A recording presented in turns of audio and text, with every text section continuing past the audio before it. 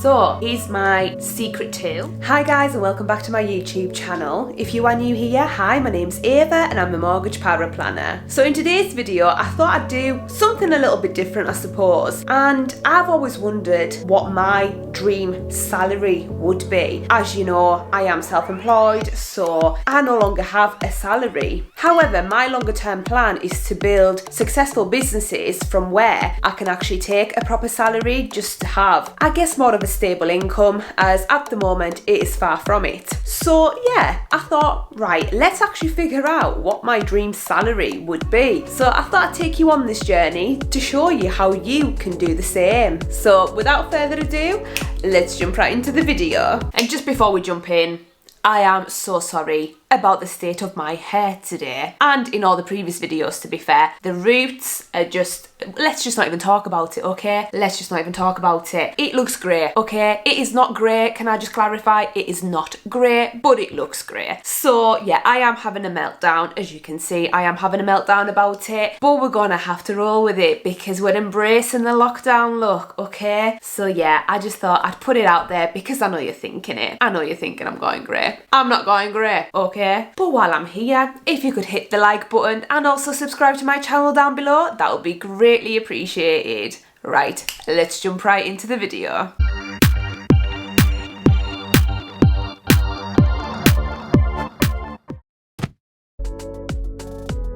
So with all that out the way, let's actually talk about the steps that you need to take to calculate your dream salary or your ideal salary, whatever you want to call it. Basically, the point of this exercise is we all have this ideal lifestyle that we'd like to live, right? You know, we see it on the likes of Instagram, we see it on the telly, we see people live these luxury, lavish lifestyles, right? But let's face it, this isn't the reality for most of us. That's for one. And for two, it's not actually everybody's dream to have that level of lifestyle. Yeah, we all probably want some nice things. However, I guess when you actually drill down to it, and I've done it myself, you know, I've always thought I wanted the biggest house, the most expensive car, the designer clothes, whatever it may be. I always thought that that's what I wanted. But I feel like the longer I've been exposed to it on the likes of Instagram, the more I don't want that anymore. I do have not an ideal house as such in mind, but I know what I kind of want compared with what I've got now, and I know what my kind of upgrade is, if that makes sense. So that's what I'm going to be basing my calculations on. But ultimately for you, I think you just need to figure out, first of all, what lifestyle do you actually want to have? Like, what is it that you would buy if you could buy it? Do you catch my drift? So let's start with the actual steps. So step number one is to figure out your current spending. And this is very important because just because you're earning a certain level of salary, you know, if you're in debt, that signifies that you're actually overspending what you're earning. So your salary isn't actually equating to what your expenses are. But it's good to have a starting point. So your current expenses, you probably don't want them to go any lower because this is your current standard of living. So the last thing you want is for that to go down. So we need to build up on that. I am going to mention the dreaded B word, budget. However, a lot of the times when you talk about budgets, you think about saving money, and yet it does massively help with saving money. However, for this exercise, it's just good to see it all in one place to actually figure out what your monthly expenditure actually is. So from there on, as I mentioned previously, you have to figure out what your dream lifestyle is. So what is it that you actually want to achieve? What is it that makes you want to get out of bed in the morning? Do you know what I mean? Like, you just need to figure out what it is that you actually want to achieve in order to be able to calculate how much that's actually going to cost you on the monthly basis. So step number three is to find your ideal property. So your ideal house.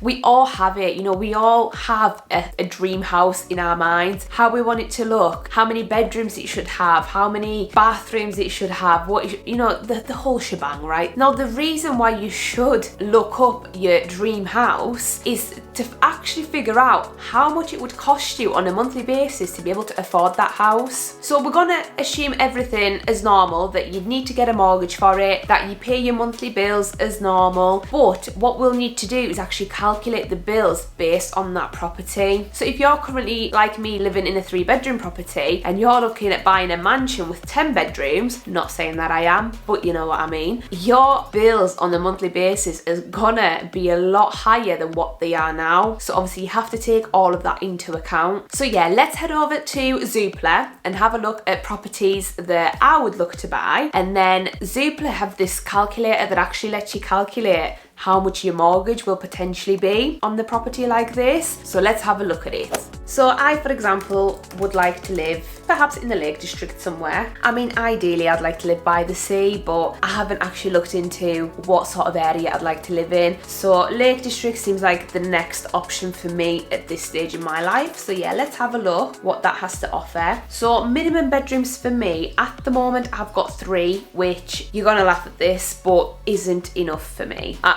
Yeah, I'm not even gonna go into that. So for the purposes of this, I'm gonna put 4+. Kind of hoping that the property will be big enough to have like other rooms other than bedrooms. But yeah, we'll have a look at what there is and then we'll go from there. Ideally, I probably want like, so what we want, where's the filters at? So what we want is a detached house. I don't want neighbours. So let's have a look at this one, because this one looks quite modern, you know, kind of my vibe. Like I'm not going to be looking through it all because it'll take forever. So we're just going to pick out this one because the price range is probably just about right as to what I'd be looking for. Now, I love the all glass front. I really want that in my next house. Really, really want that. I love the kitchen, really nice. Love the colour scheme, grey, matches my vibe perfectly.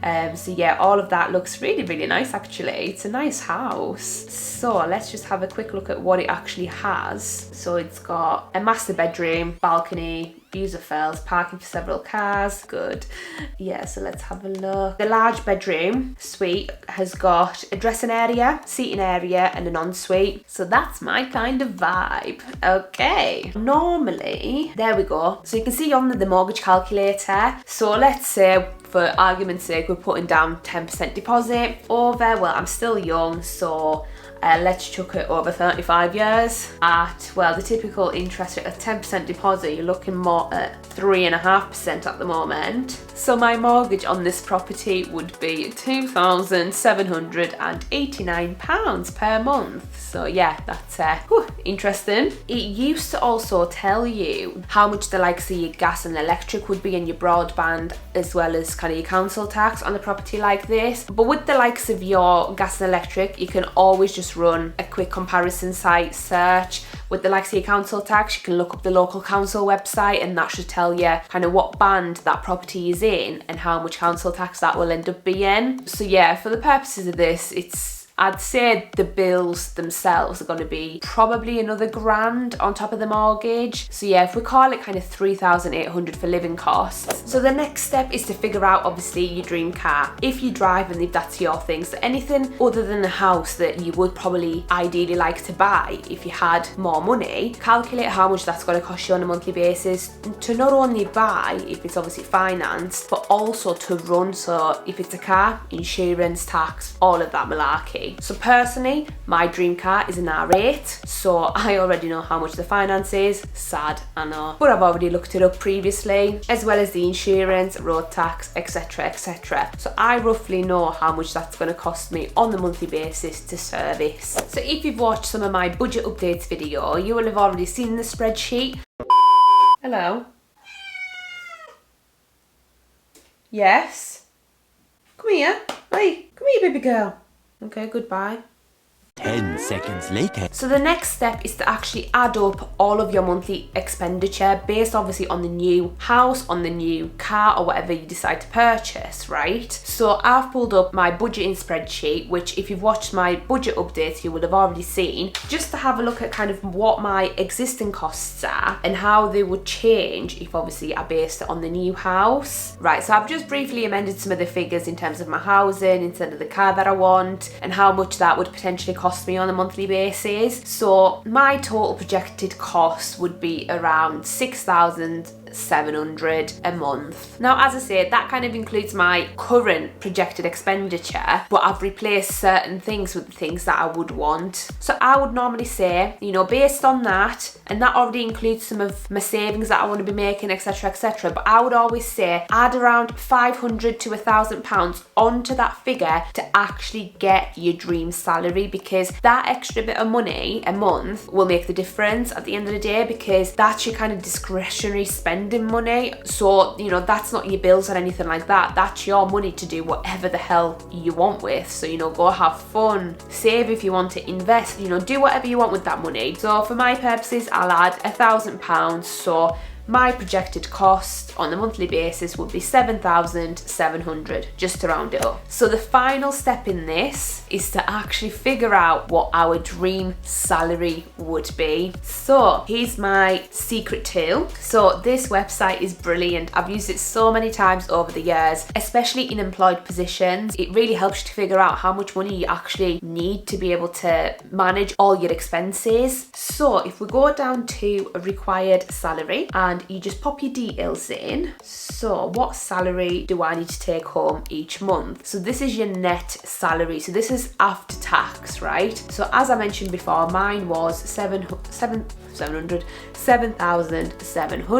If you live in Scotland, obviously tick the box that you're in Scotland, just because they have different tax rules. Now, when it comes to the tax code, I would leave the tax code blank, just because when you go over a certain income, that non-taxable amount actually goes down a little bit. So here are my results. So if I wanted to have £7,700 per month in my bank account every single month, I would require a salary of £153,280 per year. I mean, yeah, that's a lot. It is a lot. However, that's ultimately where I want to be. I want to be further than that. Do you know what I mean? Like, I want to be earning more than that on an annual basis, but this is a really good indication of how much I would potentially need. So if you've done this exercise as well and you're thinking, oh my God, there is no chance in hell I'll be able to ever earn that amount, this is where you need to reevaluate your life perhaps, because if that's the case, then your values don't match up with your